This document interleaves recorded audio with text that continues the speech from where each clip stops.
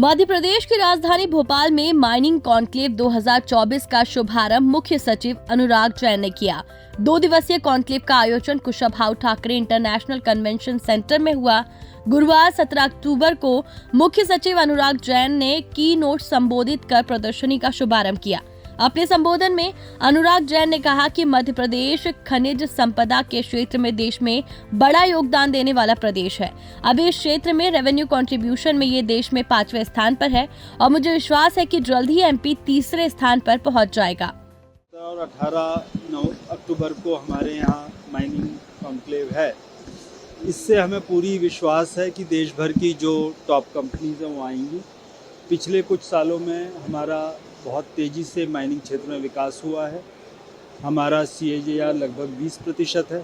Mining का जो state GDP में कंट्रीब्यूशन है वो तेज़ी से बढ़ रहा है।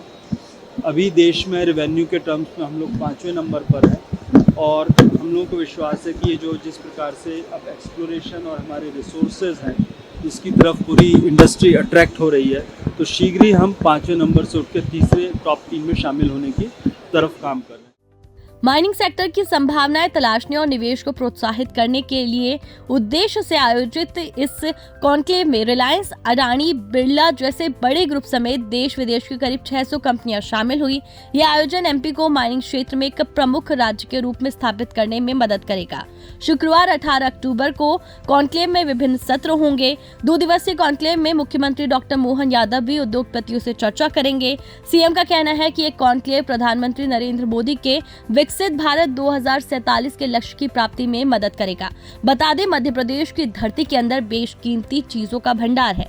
बुंदेलखंड में हीरा और सोना, तो महाकौशल में आयरन से लेकर मैग्नीज है। हीरा प्रोडक्शन में तो एमपी नंबर 1 है, तो वहीं रॉक फॉस्फेट के मामले में एमपी 2रे नंबर पर है। आइए जानते हैं मध्य प्रदेश की किस जगह पर किस खनिज का भंडार है। सतना, रीवा और सीधी में लाइमस्टोन, बॉक्साइट, ग्रेफाइट, गोल्ड और ग्रेनाइट। सिंगरौली में कोयला, गोल्ड और आयरन। शहडोल, अनूपपुर और उमरिया में कोयला, कोल ब्लेड, मीथेन और बॉक्साइट।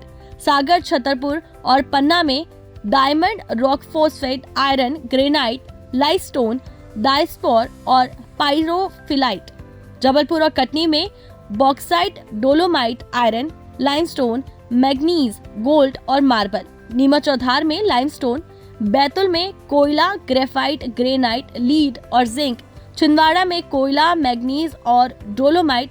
बालाघाट में कॉपर, मैग्नीज, डोलोमाइट, लाइमस्टोन और बॉक्साइट। मंडला और डिंडोरी में डोलोमाइट और बॉक्साइट। ग्वालियर और शिवपुरी में आयरन, फ्लेक्सस्टोन और क्वार्ट्ज। जबलपुर और अलीराजपुर में rock phosphate, dolomite, limestone, manganese और ग्रेफाइट का भंडार है। मध्य प्रदेश में अलग अलग खनिज पदार्थों के खनन और प्रोडक्शन के क्षेत्र में बड़ी कंपनियों का दबदबा है, फिर भी इस सेक्टर में अपार संभावनाएं हैं।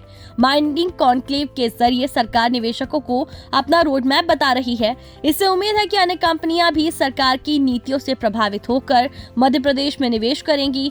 माइनिंग सेक्टर में निवेश करने पर सरकार निवेशकों को 40% तक की सब्सिडी देगी। वहीं 100 करोड़ से अधिक के प्रोजेक्ट को सरकार इंसेंटिव भी देगी। ब्यूरो रिपोर्ट, चौथा खंबा।